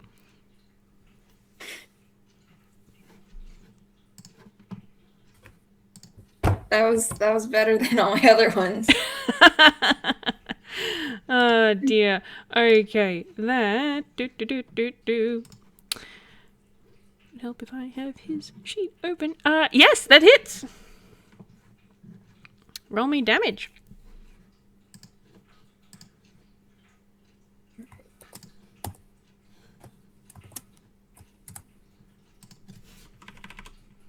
Eight. Nice. Yeah, baby. All right, cool. King Tuna is next. All right, so King Tuna's with the crowd, so he sees these 2 weasels pop out, and he immediately reaches into a little gold-lined pocket in his cloak, and there's a little tuna can. And he opens it up and pulls out this giant fish that's his casting focus and says, keep your dirty paws away from me! And he's going to cast Magic Missile at the 2nd level, directing 2 darts at each weasel. Wow, that's an opening. All right. Roll Magic 'em. Missile hits immediately, so... All right, cool. That's great. I love that. Oh.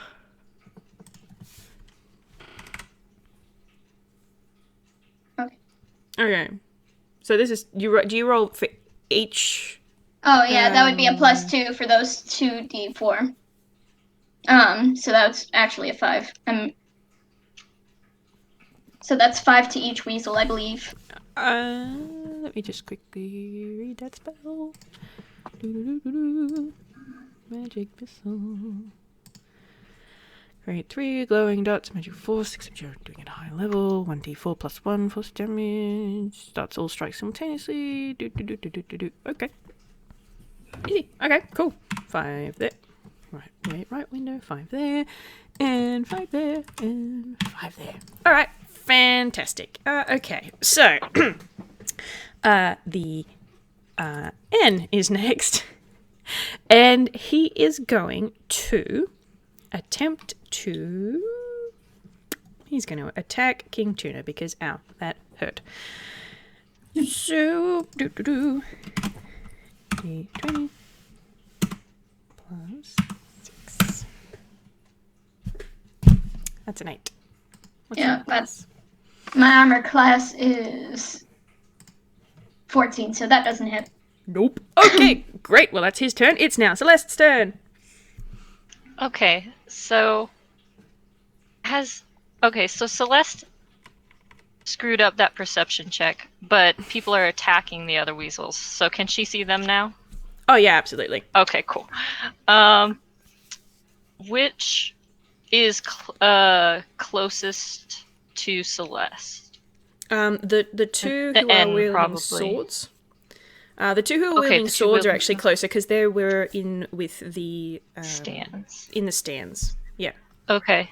She's going to run over to whichever is closest, and she's gonna pull out her rapier instead Wonderful. of her crossbow and attack with that. Amazing. Roll them. Oh, yes. Oh, yes, that hits. That definitely hits him.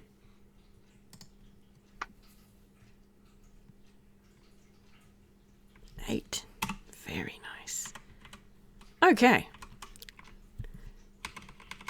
It is now his turn. And he is going to hit you back.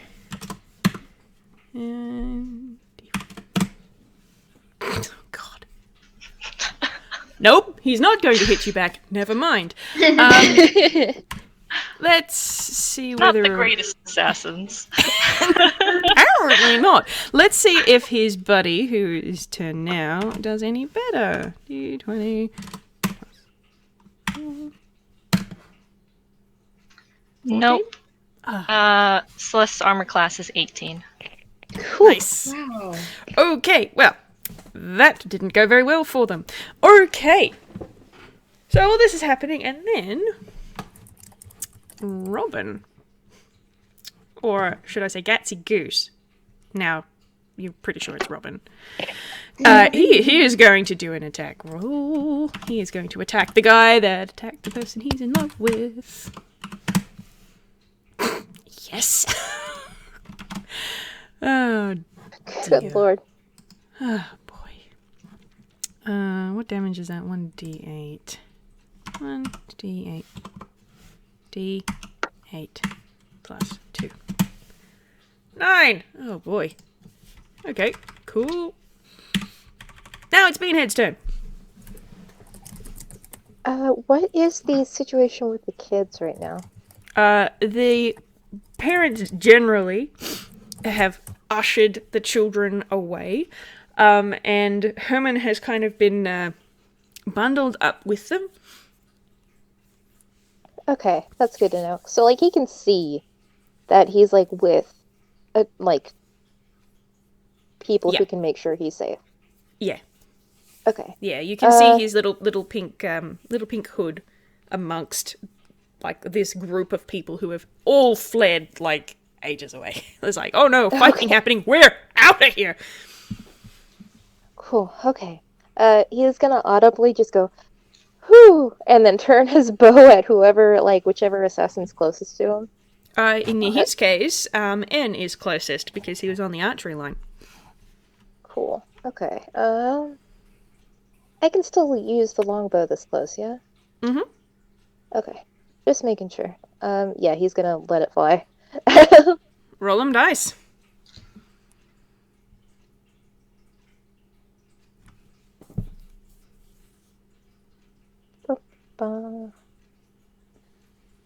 I think?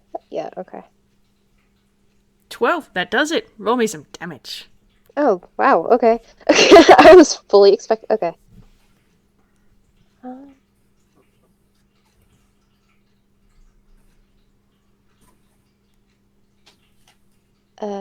Doing the ancient ritual known as typing out my damage modifier.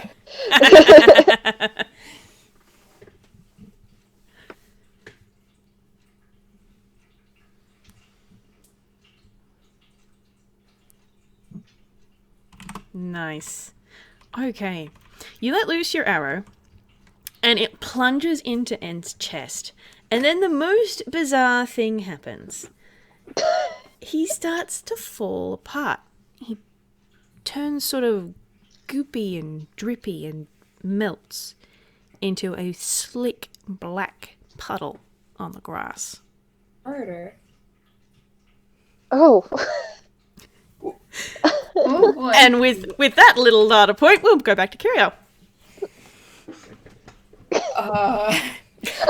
You have all one seen hand this. in the hair. You have all seen this. And it is weird. She's stunned by that. But she's gonna. Everybody is just like, What? She's gonna turn her bow on.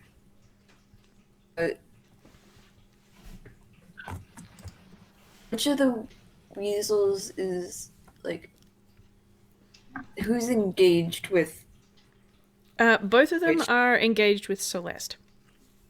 Oh well, she's just gonna pick one of them and try to shoot at them. Sure. You can go for the one that Celeste stabbed or the one that she didn't stab. The one she stabbed. Alrighty.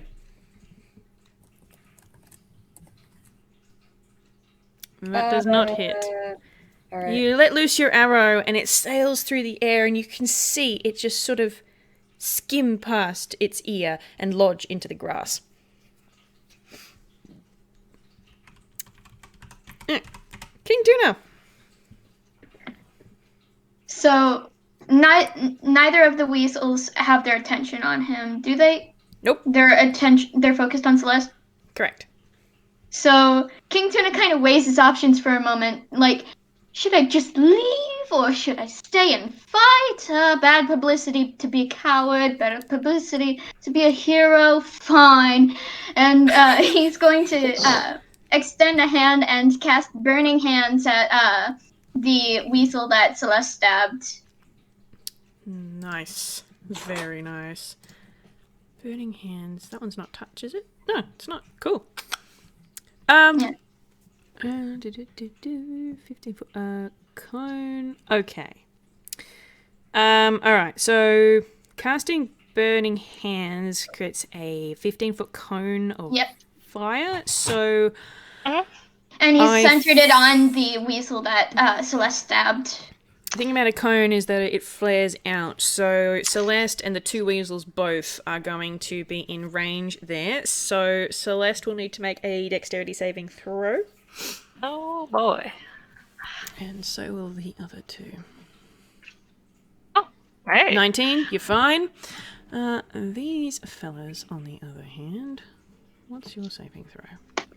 2, okay. Nope, that guy's okay.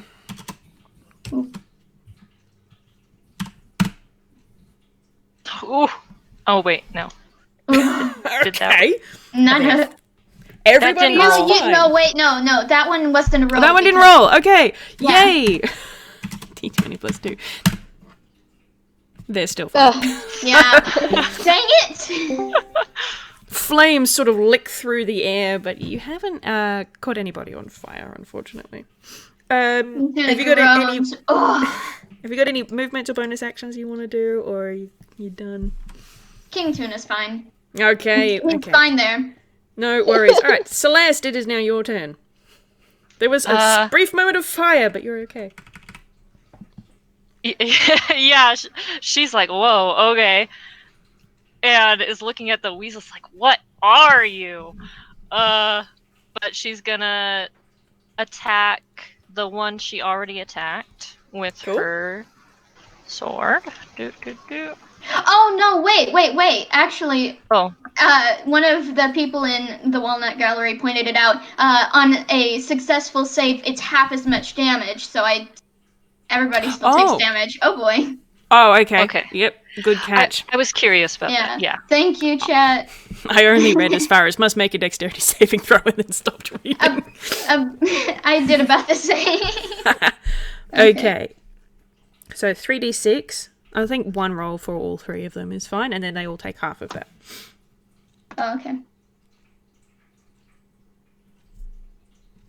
Okay, so that would be 12, so everybody takes 6. Oh, it's only 1d6. It's 3d6. Oh, you said only roll 1. No, I mean like roll once for all three of them. Oh, okay. Rather than... Yeah. Okay, then. I'll just roll again. That's just 36. I can't roll right. I can't roll right. Oh, third time's the charm. They're trying to charm, maybe. Okay, 9. Okay. Okay. So 4. I'm going to round it down. 4. Everybody takes 4. 1, 2, 3, 4. Dang it, I'm bad. All right. Cool. Now Celeste can do the stabbing. Okay.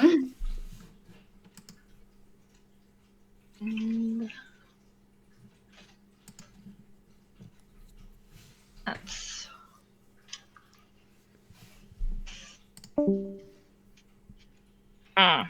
It does not hit, I'm afraid. Okay, she's going to action surge Okay. to go for it again. That does it. Nice. Very nice. Nice. Okay, and damage. 6. Okay. You thrust your rapier at the weasel, and it goes through his torso with a really uncomfortable sounding kind of noise. Celeste like winces. And you're sort of not mechanically, but you're kind of frozen there for a second. And as you look at him, who is reacting not at all, like he's still got that very blank look on his face, he just sort of melts like the other one did. And just sort of melts off your blade into a puddle at your feet. Celeste looks very nauseous at this and kind of like turns to look at the other one and is like, can you think? Are you there? Real? His response is to try and stab you with his rapier. Oh, Oh, that hits. that Woo! hits. Oh boy. Okay. 1 D, definitely 8 plus 2. 7. Okay. Okay. Robin is not a fan of these guys. He's going to help you out with 1d20 plus 6. Oh my gosh, it would help if I was typing in the right window. 11. He misses. You feel it, Celeste, as you sort of getting over the the shock of what just happened, and you feel this as an arrow sort of goes through the air and doesn't hit you, but you can just sort of feel the wind off of its feathers. And it's Beanhead's turn. Woo! He's aiming straight at the one going for Celeste. Cool. Do it.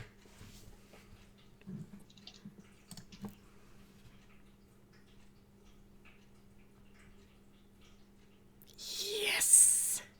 Yes, How's that a- hits. Okay. That definitely hits. Man, I hope so. Like, It hits him good. It hits with a real roll good. like that. Dang it. Tablet, I'm sorry. I'm having some technical issues. That's alright. Your longbow is 1d8 plus 3, I think. Sweet, thank you. 11. Holy shit. Okay. You let loose your arrow, and it thunks into the back of the weasel's head, and again, it kind of almost gives a little bit of a splash as it lands, and this thing just melts into a puddle. Disgusting. Yeah. And you are now no longer in initiative order. Congratulations, you win. Yay! Disturbing as it might be. Yeah. You now have some goop on the grass. Beanhead is all white and pink, and it's kind of hard for him to look pale like that, but he looks pale.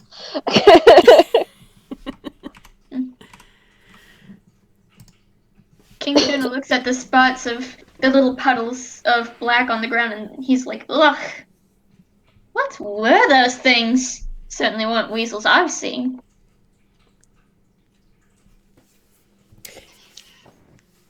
Does I anyone want to don't have a even closer know. look? Yeah. Qherial was gonna go over there and try to prestidigitate it away. So she'll be looking closer. Okay. Give me a investigation check before you do your prestidigitation.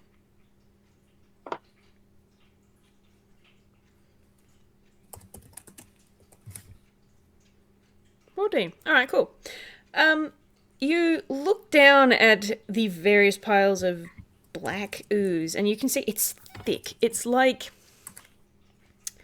if you'd blended up a banana with black food coloring. And Ew. like a lot of black food coloring. And and then just sort of dumped it on the grass. So it looks slightly gelatinous. It's shiny. It doesn't have a smell, like oddly doesn't have a smell. And as you look closer, you realize that it wasn't just them that melted. Their clothes melted, their weapons melted. But you can see something amongst the ooze that did not melt. It's orange. Very orange. I'm gonna grab it. Okay. Can I get you, please, to roll a Constitution saving throw? I figured.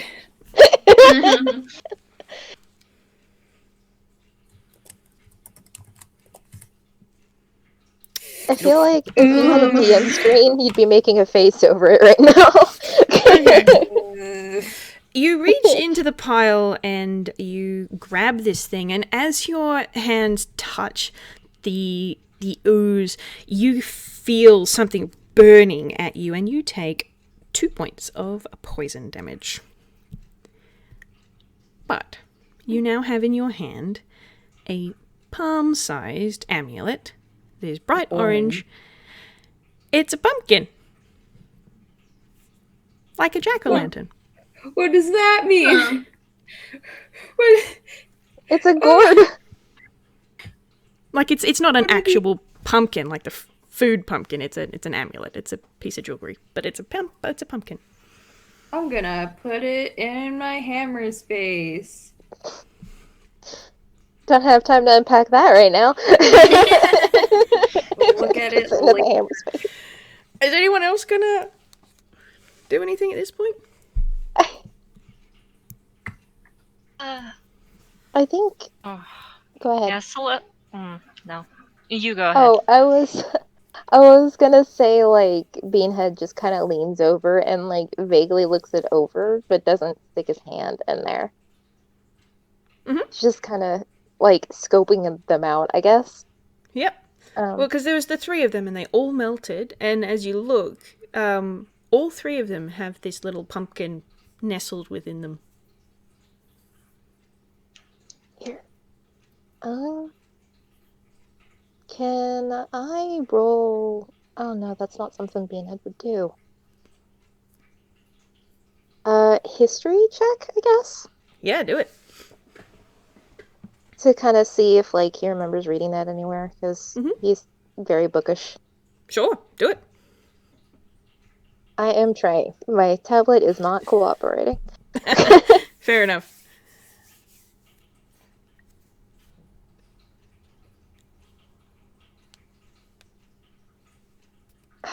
Come on, Samsung, why you do me like this? 4. -1. I -1. Natural 1. Ugh. All right. Whoa! That's unfortunate. Wowzers! You don't remember seeing this anywhere in any of the books you've read, no. Can Celeste use her sword to, like, pluck the amulet from the second pile next to her? Mm-hmm. Yeah, absolutely. You don't even have to roll for that. You can just do it. Cool. And then holding it, she's going to cast Detect Magic. Okay.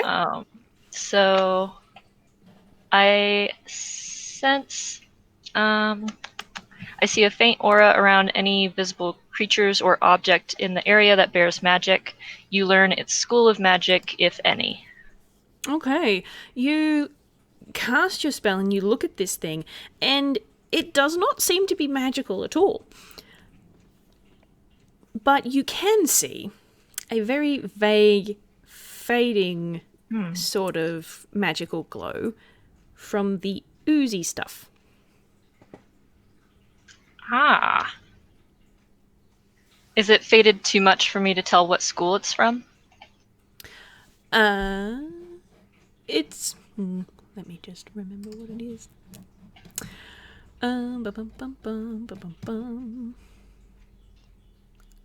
You're pretty sure it's conjuration.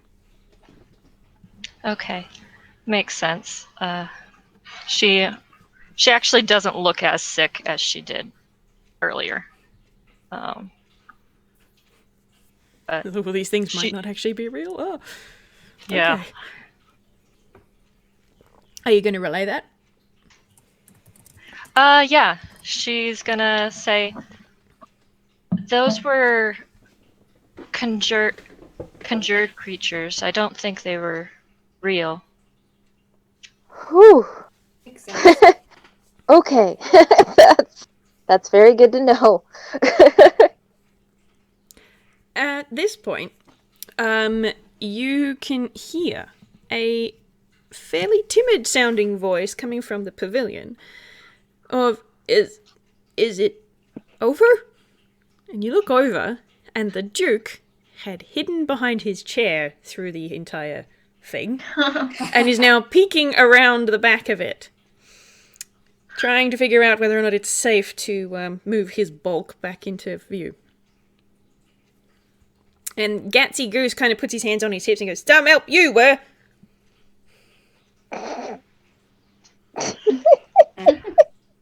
They're all gone. Celeste just kind of calls. Oh, Just So they melted. left an icky mess behind. Ugh. he kind of coughs and brushes off his chest and his shoulders and comes around. It's like, yes, well, Marietta, is she all right? And he sort of is looking around, and she's standing off to one side, near Gatsy Goose, and she's like, "I'm all right, Uncle. It's fine. These people saved me." And she motions to all of you, and very particularly at the goose she's standing next to. Oh. Ooh. And is anyone going to say anything to that? Celeste kind of wiggles her eyebrows. I expect we'll be compensated for doing your job for you, Duke. He sort of frowns at that. It's like, yes, well, I suppose that's quite valid, really. Thank you very much. You have my official thanks for dealing with these assassins and protecting my niece. And he sort of does a little clap, and the herald, alligator Toon, who was announcing the tournament, kind of comes up, and he has the golden arrow prize. And as it was advertised. This is an arrow made out of gold. It's big for an arrow. It's quite chunky. But the herald hands it to the Duke, and he sort of looks at it and goes, "This was only intended for one recipient, but it can be quite easily distributed. If you were to, you could melt it or sell it, whichever you favour." And he sort of holds it out in offer to whomever wishes to take it. King Tuna's gonna go up and take it. Of course. He's like, "Oh, thank you for this gracious gift, your dukeliness. I appreciate. I was happy to help, honestly." Sure you were. Can one of us roll to see if that's real gold? Absolutely, if you like. Okay. You could do a investigation, or investigation would work. Okay.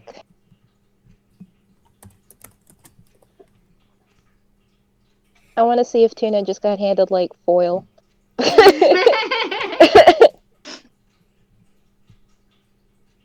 Okay, there. I roll a 17. All right. Nice. All right. You kind of give it a look at it, and feel the weight of it in your hands. Give it a bit of a scratch, and while you're not 100% certain it's solid gold, because that'd be a bit soft, you at the very least the outer layer is gold.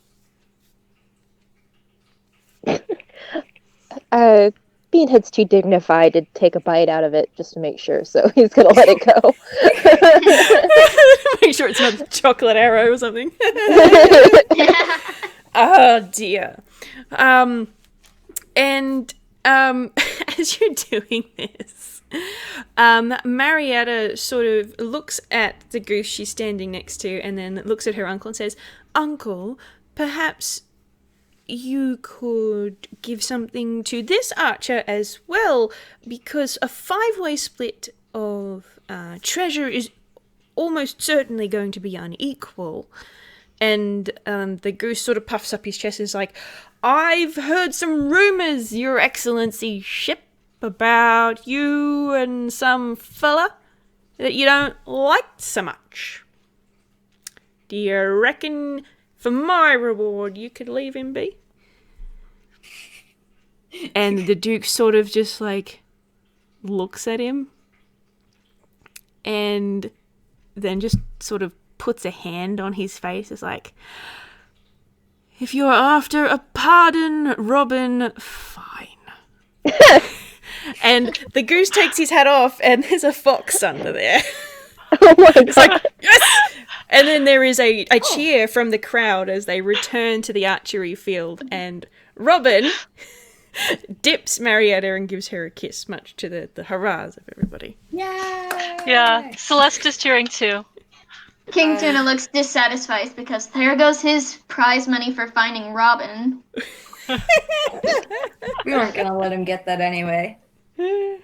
Oh dear. Qherial, when she sees that the goose is a fox, she says, "For some reason I thought you'd be a robin." I was kind of expecting feathers too, honestly. The goose is the fox, or is the fox the goose? I'm Academics so will debate over it for centuries. Oh dear. Alright, well, unless there's anything else you guys would like to do, that's where we leave it for today. Oh. All right. Fine by me. I think Beanhead just kind of does a subtle, like, good job nod at Robin, but Robin probably doesn't notice because it's just so small. Beanhead's focused on his kid, like... Yeah, now the group of parents who had hustled all the kids away have brought them all back. They're all safe and sound, although they're a little bit shook. And the blacksmith actually comes up. Yeah, where is to, He's still with the kids. He's still there. It's like they're like, no, you're a child. You're staying with us until we figure out where you belong. So they did the very good parental thing. And the blacksmith comes up and offers to melt the arrow down into something that is more useful for the four of you. And you each get the equivalent of 25 gold pieces. Yay! Sweet. Yay! I can buy stuff now. It's a bit like that. Nice. But yeah, so unless there's anything else you guys would like to say to one another or do before we wrap up, that's it. Thank you so much for playing, guys. Thank you That for was a lot of DMing. This was a fun. lot of fun. Yeah. Yeah, that was so sweet, and your voices are so dang good. Like, Yeah, So fun. Oh, thank that you. was a lot of fun. Oh, I'm glad you guys had fun. This was good. It just took forever for you guys to get over the awkward social bit at the beginning. Yeah. yeah, Oh dear. that's kind of on us. I'm like, prod, talk to one another, prod. Oh dear. All right, well, I'm going to go ahead and start the recording. Everybody say bye. Bye.